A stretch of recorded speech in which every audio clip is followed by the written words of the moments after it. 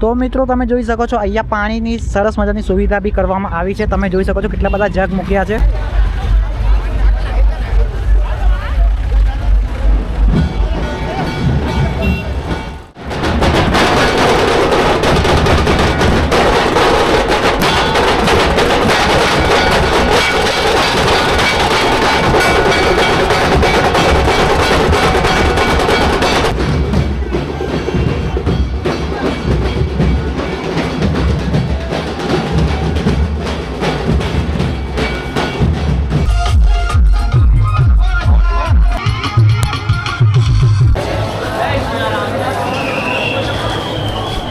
જય શ્રી રામ।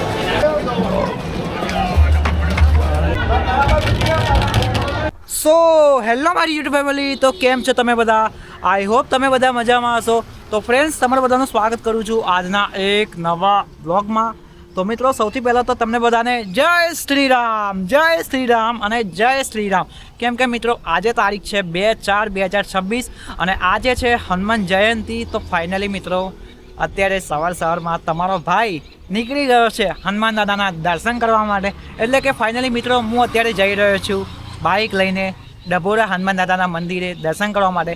અને મિત્રો તમને બધાને બી ઘરે બેઠા લાઈવ દર્શન કરાવવાનો છું। તો વિડીયોમાં છેલ્લે સુધી બન્યા રહેજો।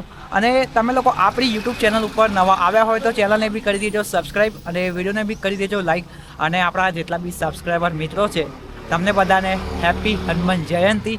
અને કમેન્ટમાં જય શ્રી રામ લખવાનું ભૂલતા નહીં।